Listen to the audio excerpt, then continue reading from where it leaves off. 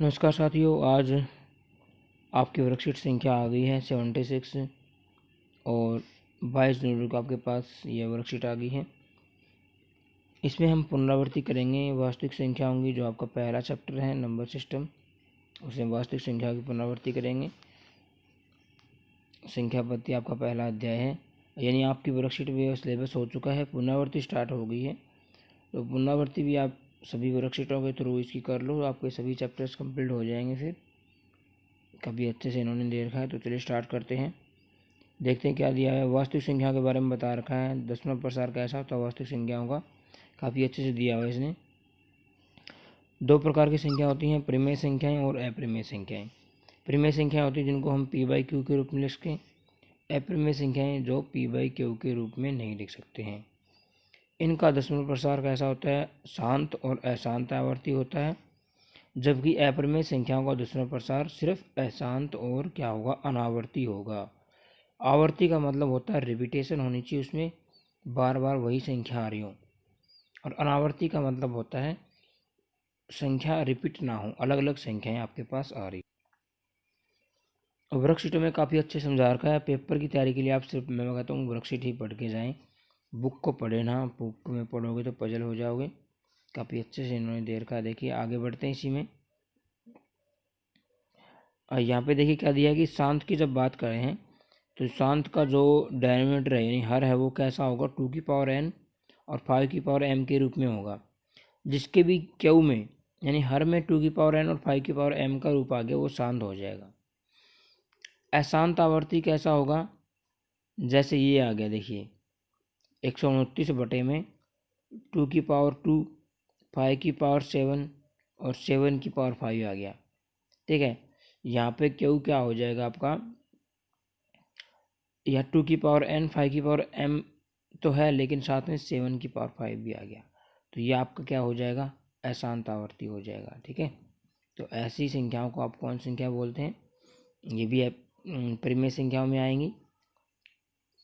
जब अशांत अनावर्ती की बात करते हैं तो अशांत अनावर्ती में तो सीधा एग्जाम्पल है 0 दशमलव के बाद की संख्याएं कैसी होंगी, जैसे 120 है, फिर 1200 आ गई, फिर 12,000, ऐसे बढ़ता जाएगा। ठीक है, इसमें रिपीटेशन नहीं होगी, क्योंकि रिपीटेशन होगी तो वो परिमेय संख्या हो जाएंगी। बहुत ही अच्छे समझा रखा है। इसमें आगे बढ़ते हैं। आगे गुणधर्म दिए हुए हैं। अंकगणित की आधारभूत प्रमेय, भाज्य संख्याएं अभाज्य संख्याओं के गुणनफल के रूप में होती हैं। अभाज्य गुणनखंड अद्वितीय होता है, अभाज्य गुणनखंडों के आने के क्रम पर ध्यान दिए बिना। अभाज्य गुणनखंड अद्वितीय होता है। मान लिया कि संख्या का मैंने भाज्य गुणनखंड लिख दिया 2 गुणा में 3, तो ये अद्वितीय होगा। इसका और अभाज्य गुणनखंड थोड़ी ना बन सकता है 6 का, यही बनेगा। ठीक है, और देख लेते हैं इसमें आगे। आगे सूत्र दिए हुए हैं, काफ़ी अच्छा सूत्र है। इस पर बहुत बार क्वेश्चन आता है, ये वाला नीचे दिया गया जो, एक बार जान लेते हैं। HCF एलसीएम क्या होता है। HCF होता है हाईएस्ट कॉमन फैक्टर, नहीं, दो संख्याओं का HCF क्या होगा, संख्याओं के प्रत्येक उभयनिष्ठ अभाज्य गुणनखंड की सबसे छोटी घात का गुणनफल होता है। यानी कहने का मतलब है कि जब दोनों में जो कॉमन आएगा वो क्या होगा, HCF होगा। एलसीएम क्या होता है, संख्याओं में सम्मिलित प्रत्येक अभाज्य गुणनखंड की सबसे बड़ी घात का गुणनफल। ये दोनों मैंने आपको करवा रखे हैं, आप एग्जाम्पल करोगे तो अच्छे से आपको समझ में आ जाएगा HCF एलसीएम क्या होते हैं। अगला है, इसी में हल कीजिए। अच्छा, क्वेश्चन आ गए तो क्वेश्चन स्टार्ट कर लेते हैं हम। पहला क्वेश्चन देख लीजिए, कितने दशमलव स्थानों के पश्चात का दशमलव प्रसार शांत होगा। कितने दशमलव स्थानों के बाद शांत होगा, तो देखिए मैंने क्वेश्चन निकाल रखा आपके लिए। पहला क्वेश्चन आपके पास, मैं यहाँ पे जूम कर लेता हूँ। अब कोई पेन से करवाने की जरूरत नहीं है, रिवीजन चल रहा है, क्योंकि मैंने पहले करवा दिया था आपको वीडियो बना के। यहाँ पे देखिए हमें इसे चेक करना है। एक तो डायरेक्ट तरीका है, क्या है, 2 और 5 की पावर देखो, 2 की पावर 3 है, 5 की पावर 2 है, जिसकी भी ज़्यादा पावर है वही आंसर हो जाएगा, उतने स्थान बाद शांत हो जाएगा। ठीक है, मान लिया दोनों की पावर बराबर होती, 2 की पावर 2 होती और 5 की पावर भी 2 होती, तो दोनों की पावर सेम है तो वही आंसर हो जाएगा। ठीक है, या जिसकी पावर ज़्यादा है वही आंसर हो जाएगा, उतने स्थान बाद शांत हो जाएगा। डायरेक्ट ट्रिक तो ये है। सोल्व करना हो तो देखो कैसे करेंगे। 53 बटे 2 की पावर 3 है, 5 की पावर 2 है। ठीक है, हमें क्या करना, नीचे इनकी सेम पावर कर लेनी है। तो 5 की पावर से ऊपर नीचे मल्टीप्लाई कर लेंगे, इधर भी और इधर भी। मार्कर ले लेता हूँ। ऐसे ही क्या करेंगे, ऊपर बन गया 5 की पावर 3 और 5, नीचे 2 की पावर 3 हो गया 5 की पावर 3, ऊपर हो गया 2 गुणा करोगे 265 हो जाएगा, नीचे 2 गुणा में 5 की पावर 3, ठीक है, को पावर कॉमन आ गई है। 2 गुणा में 5 क्या होता है 10, 10 की पावर 3 कितना हो जाएगा 1000, तो 265/1000, 3 स्थान बाद दशमलव लग जाएगा, तो 0.265 आपका उत्तर हो जाएगा। तो हमने सिर्फ इसने पूछा था कितने स्थान बाद शांत होगा, तो 3 स्थान बाद शांत हो जाएगा, ठीक है। अगला क्वेश्चन था हमें 168, वहाँ पे देख लेते हैं अगले क्वेश्चन को एक बार। अगला क्वेश्चन है, अभाज्य गुणनखंड विधि का प्रयोग करके 168 और 448 का महत्तम सापर्तक यानी HCF और लघुत्तम सापर्तक यानी LCM ज्ञात कीजिए। तो इस क्वेश्चन को देख लेते हैं।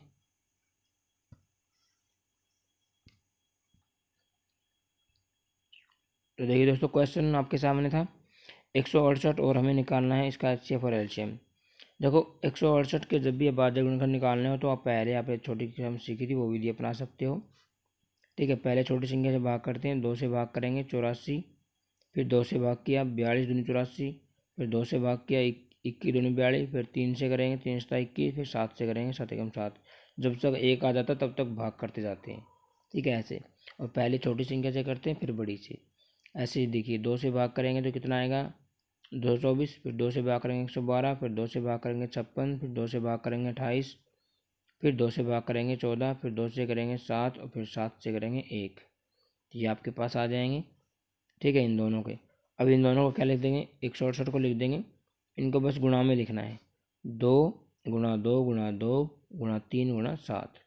ऐसे ही 448 को भाजक गुणनखंड के रूप में लिख देंगे, 2 गुणा 2 गुणा 2 गुणा 2 गुणा 2 गुणा 7। यानी कितनी बार 2 आ रहा है यहाँ पे, 3 और 3 6 बार 2 आ रहा है, गलती नहीं करनी यहाँ पे। अब जैसे हमें HCF निकालना है, बहुत ही सिंपल ट्रिक है HCF निकालने की, जो भी कॉमन आ रहा है। यहाँ पे मैं एक मार्कर ले लेता हूँ दर्शाने के लिए, जो भी कॉमन आ रहा है। देखिए यहाँ पे क्या कॉमन आ रहा है, ये कॉमन है, ऊपर नीचे दोनों में होना चाहिए, ये भी ऊपर नीचे है, जोड़े बनाने बस, ठीक है। अब आप देख रहे होगे एक जोड़ा इसका ही बन रहा है 7 का, और जोड़े नहीं बन रहे हैं, क्योंकि और 2 ना तो ऊपर है और 3 नीचे नहीं है, और जोड़े नहीं बनेंगे। जोड़ों में से एक एक लेना है, ये हमने ले लिया, देखिए 2 गुणा 2 गुणा 2, इन तीनों जोड़ों में से एक ले लिया और 7 के जोड़े में से एक ले लिया, तो 2 दूनी 4 दूनी 8 7 56 आपका HCF आंसर हो जाएगा, ठीक है दोस्तों। LCM बहुत ही आसान है। LCM में क्या करना है, जो आपका HCF आया वो यूं का यूं लिखो, देखो मैंने ये यूं का यूं लिखा हुआ है, ठीक है यहाँ तक, यानी ये 56 है आपका। और जो बच गया है, देखिए टिक लगे हुए हैं, जो बच गए हैं 3 बचा हुआ है और ये 3 बार 2 बचे हुए हैं, तो इनको और ले लो, ये ले लिया हमने। अब इनकी गुणा कर लो तो कितना आंसर आ जाएगा, 56 गुणा 24, तो आपका आंसर आ जाएगा 1344, आपका LCM आ जाएगा, ठीक है। LCM का मतलब होता है कि 168 से ही भाग जाएगा ये, 448 से भी। HCF का मतलब होता है कि जो 56 है वो 168 को भी भाग करेगा और 448 को भी भाग करेगा, चेक कर लेना आप। नेक्स्ट क्वेश्चन देख लेते हैं। नेक्स्ट क्वेश्चन हमारे पास है, सिद्ध कीजिए कि √2 एक अपरिमेय संख्या है। बहुत ही इंपॉर्टेंट क्वेश्चन है, मोस्ट इंपॉर्टेंट क्वेश्चन है। देखिए इस क्वेश्चन को, अपरिमेय संख्या सिद्ध करना है, चाहे √5 को सिद्ध करना हो, √7 को सिद्ध करना हो, जहाँ जहाँ हम √5 √2 रखेंगे वहाँ आप √5 रख देना। बाकी इसकी डेफिनेशन सेम रहेगी, सारी की सारी इसके वर्डिंग सेम रहेंगे, इसलिए आप इसको रट सकते हो, लेकिन हम समझ के करेंगे, ठीक है। तो देखिए दोस्तों, हमें सिद्ध करना था कि √2 एक अपरिमेय संख्या है, तो हम इसे कंट्राडिक्शन यानी विरोधाभास से प्रूव करेंगे। भाई क्या लिखेंगे, सिद्ध करना है √2 एक अपरिमेय संख्या है। अगर 7 को प्रूव करना तो यहाँ पे √7 लिख देते, भाई इतना फर्क था। हम इसको क्या मान लेंगे, प्रीमियम मान लेंगे, फिर हम लास्ट में दिखा देंगे कि इसको प्रीमियम मान लेंगे। हम दिखा देंगे कि ये क्या है, प्रीमियम नहीं है, तो अपने आप ही अपरिमेय हो जाएगी विरोधाभास से। तो देखिए यहाँ पे, तो देखिए दोस्तों इसमें आगे क्या करेंगे, सॉल्यूशन देखिए। माना √2 एक परिमेय संख्या है, अब अंडर रूट एक परिमेय संख्या, तो इसलिए इसको क्या लिख सकते हैं, परिमेय को हम पी वाई क्यू के रूप में लिख सकते हैं, जहाँ क्यू क्या होना चाहिए, जीरो नहीं होना चाहिए। ठीक बात है, आगे बढ़ते हैं इसी में। और जहाँ पी एम क्यू पूर्णांक हैं यानी इंटीजर्स हैं, तथा पी व क्यू में एक के अतिरिक्त कोई भी उभयनिष्ठ गुणनखंड नहीं है। पी व क्यू में, क्योंकि हम कोई संख्या जैसे मैं लिख दूँ 6 मैं 2/3 लिखूँ, तो इसका मतलब है कि इन दोनों में और कॉमन नहीं है, ये कट पिट के बिल्कुल शॉर्ट लिखी हुई है। ठीक है, उभयनिष्ठ गुणनखंड नहीं है। और इसलिए हम क्या लिख देंगे यहाँ पे आगे, √2 = पी बाई क्यू, और पी की वैल्यू निकाल लेते हैं। तो पी की वैल्यू कितनी आ जाएगी, ये क्यू था उस साइड √2 मल्टीप्लाई हो जाएगा, ये आ जाएगी पी की वैल्यू आ जाएगी √2 क्यू। इसी में आगे बढ़ते हैं, अगले पेज पे है ये क्वेश्चन आगे। देखिए अब मैंने क्या किया, हमारे पास, मैं पहले बताता हूँ, पिछले ये आया हुआ था पी किसके इक्वल था, √2 क्यू के। यहाँ पे हम क्या कर लेंगे, दोनों तरफ वर्क करने पर, ये अगला स्टेप है इसका। तो ये पी स्केयर हो जाएगा, और √2 इसके पूरे का स्केयर करेंगे तो क्या हो जाएगा, √2 का स्केयर अलग हो जाएगा। मैं सोल्व कर देता हूँ थोड़ा सा, और क्यू का स्केयर अलग हो जाएगा। √2 से स्केयर कट जाएगा तो क्या आ गया, 2 क्यू स्केयर आ गया। ठीक है, ये जो है वो आपके पास राइट साइड। अब क्या करेंगे, समीकरण 1 से देखिए, इसका मतलब हो गया कि 2 जो है पी स्केयर को विभाजित करता है, क्योंकि 2 मल्टीप्लिकेशन के रूप में आ गया ना, पी स्केयर किसके इक्वल है, 2 क्यू स्केयर के, क्योंकि 2 इसके नीचे चला जाएगा ना, तो इसका मतलब ये हो जाएगा कि ये इसको भाग कर रहा है।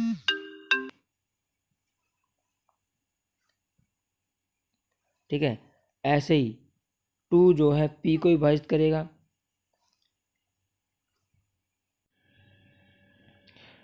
तो देखिए दोस्तों इसी में आगे बढ़ते हैं हम। यहाँ पे हमारे पास क्या है, तो 2 पी को विभाजित करेगा, ये इसको हम मान लेते हैं, समीकरण 2 मान लेते हैं। ऐसे ही क्या हो जाएगा, पी जो है अगर 2 को विभाजित करता है तो पी 2 जो पी है 2 का मल्टीपल होगा, इसको 2 के केवल रख सकते हैं, जहाँ के कोई पूर्णांक हो सकता है। अब समीकरण 1 में इसको हम रख देते हैं, समीकरण 1 में हमने रख दिया, तो क्या हो जाएगा, समीकरण 1 था ये हमारे पास 2 के स्क्वायर हो जाएगा, और राइट साइड में हो जाएगा 2 के स्क्वायर।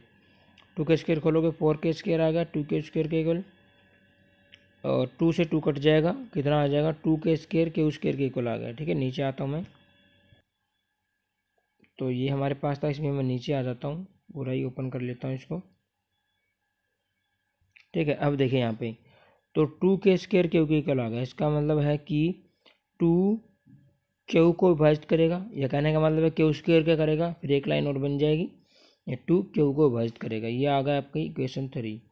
जो आपकी इक्वेशन 2 थी वो क्या कह रही थी कि 2 पी को विभाजित करेगा, इक्वेशन 3 कह रही है 2 क्यू को विभाजित करेगा। तो समीकरण 2 और 3 से क्या आ जाएगा कि पी और क्यू का उभयनिष्ठ गुणनखंड 2 है, यानी दोनों को 2 विभाजित कर रहा है, 2 विभाजित कर रहा है, तो इसका मतलब यही है।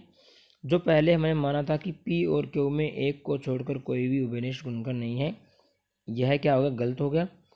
यह विरोधाभास हमारी कल्पना √2 एक परिमेय संख्या है उसके कारण हुआ है। जब इसको हमने परिमेय संख्या माना तब ये विरोधाभास आया है, तो इसलिए हम क्या मान लेंगे, विरोधाभास तो आना नहीं चाहिए, तो √2 के क्या मान लेंगे, इसलिए √2 के एक परिमेय संख्या है। तो ये आपका आंसर हो गया। बहुत ही अच्छा क्वेश्चन था, अब दोबारा देख लेना, कुछ भी नहीं है, बहुत ही साधारण तरीके से समझा रखा है। अब इसमें आगे बढ़ते हैं, क्वेश्चन नंबर आ गया अपना, काफ़ी टाइम लग गया वीडियो में। क्वेश्चन नंबर 4 आ गया है। 4 में क्या दिया गया है, वास्तव में बिना विभाजन किए दी गई परिमेय संख्याओं के दूसरे प्रसार का बताना है, शांत होगा कि अशांत होगा। ठीक है, पहला है, दूसरा, तीसरा, तीनों को देखिए, तीनों को देख लेते हैं बारी बारी।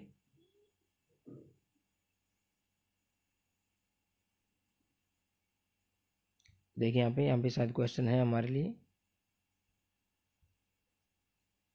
ये रहा। ठीक है, एक क्वेश्चन यहाँ पे चौथे का पार्ट, 17 बटे में है 16,000, तो क्या करेंगे, 16 को लिख सकते हैं 2 की पावर 4, इधर 1000 हो गया, 2 की पावर 4, 1000 को लिख देंगे 8 गुणा में 125, 8 को 2 की पावर 3 और 25 को 5 की पावर 3। ठीक है, ऐसे आपको करना आना चाहिए। 2 की पावर 4 और 3 कितना हो गया टोटल, 2 की पावर 7, इधर 5 की पावर 3। पहली बात, शांत अशांत पूछ रहा था ना, यही आपका क्वेश्चन हो गया। 2 की पावर m, 5 की पावर n के रूप में आपका हर बन रहा है, तो ये शांत हो जाएगा, सीधी बात, आगे सोल्व करने की जरूरत नहीं है। फिर भी आप सॉल्व करना चाहो, अगर 2-3 नंबर में आए सॉल्व कर सकते हो। ऊपर नीचे हम 5 की पावर 4 से मल्टीप्लाई कर देंगे, क्योंकि यहाँ भी हमें 5 की पावर 7 बनाना है, 2 की पावर 7 है, दोनों की पावर सेम करनी है। 2 की पावर 7 नीचे हो गया, 5 की पावर 7 हो गया नीचे भी। 5 की पावर 4 को हमने खोल लिया 625, इसकी मल्टीप्लाई करोगे तो ये आ जाएगा 10,625 और नीचे आ जाएगा 2 गुना 5 की पावर 7, यानी पावर कॉमन थी बाहर आ गई। क्या बन जाएगा नीचे 10 की पावर 7, यानी क्या बन जाएगा कि 1 के आगे 7 जीरो आ जाएंगे। ऊपर आपका 10,625 है, 0.7 स्थान बाद लगेगा। 5 स्थान तो ये है ही, 2 स्थान और लगा लेंगे हम। जब स्थान ना अंक ना मिले आपको तो 0 लगा के आप उनको पूरा करेंगे। तो ये आपका आ जाएगा उत्तर। देखिए कितने स्थान बाद दशमलव लग रहा है, 1 2 3 4 5 6 7 स्थान बाद दशमलव लग रहा है। अगर इसमें ये पूछ लेता कितने स्थान बाद दशमलव लगेगा तो जिसकी हाईएस्ट पावर थी वही आंसर हो जाता। देखो हाईएस्ट पावर 2 की पावर है, कितनी है 7, तो 7 स्थान बाद दशमलव लगेगा। आगे अगला क्वेश्चन देख लेते इसी में। देखना क्या अगला तो मैंने देख लिया था, डायरेक्ट क्वेश्चन देखना पड़ेगा। देखिए मैं इसको जूम कर लेता हूँ, इसमें है शायद आपका क्वेश्चन अगला। ये क्वेश्चन है 45/2 की पावर 3 है, 5 की पावर 2 और 7 की पावर 2। ये बताना शांत की होगा कि अशांत। परिमेय है परिमेय नहीं पूछ रहा, परिमेय है परिमेय पूछेगा तो शायद ये आपका परिमेय में जाएगा, लेकिन इसने पूछा शांत है शांत।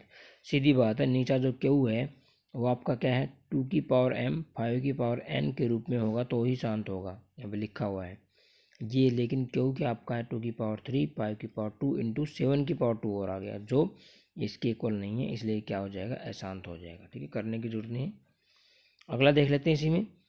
23/2 की पावर 3 और 5 की पावर 2 है।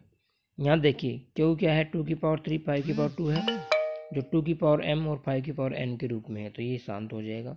चेक करना हो जांच करनी हो तो देख लो, नीचे सेम बना लेंगे जांच करने के लिए। 2 की पावर 3 है तो 5 की पावर भी 3 बना लेंगे, ऊपर नीचे 5 की पावर 1 से मल्टीप्लाई, ऊपर 23 पंजा हो जाएगा 115 और नीचे आ जाएगा 2 की पावर 3 5 की पावर 3। दोनों में पावर कॉमन है तो 2 गुना 5 की पावर 3 हो जाएगा, ये 10 की पावर 3, इसका मतलब 1000। तो दशमलव कहाँ लग जाएगा 3 स्थान बाद, 0.115 आपका आंसर हो जाएगा। हो गया ना शांत। 3 स्थान बाद यदि रुक रही है टर्मिनेट हो रही है तो शांत हो जाएगा। ठीक है, अगला क्वेश्चन देख लेते हैं। क्वेश्चन नंबर है आपका 5 आ गया है, लास्ट क्वेश्चन है। हमें बताना है दिए गए दशमलव प्रसारों के लिए सही विकल्प करना है, कौन सा होगा। देखो भाई इसको करवाने की जरूरत वैसे तो है नहीं, डायरेक्ट देखिए 28.345612 है, रुक रहा है ना तो परिमेय संख्या होगी, सीधी बात है। जब भी आपका दशमलव प्रसार शांत आ जाए तो परिमेय कहलाएगी, या अशांत आवर्ती आ जाए तो भी परिमेय कहलाएगी। और जब आपका दशमलव प्रसार, दूसरा क्वेश्चन देखिए 0.110 है, फिर 1100 है, फिर 11,000 है, ऐसे ही क्या आएगा 1,10,000 आएगा, फिर 11 लाख आ जाएगा आगे, यानी इसमें रिपीटेशन नहीं आ रही है, बाद में आवर्ती नहीं हो रही है। तो इसका दशमलव प्रसार क्या होगा, अशांत तो है ही, जब डैश डैश आ गया, साथ में अनावर्ती भी है, तो इसका आंसर क्या हो जाएगा अपरिमेय संख्या आ जाएगा। ठीक है।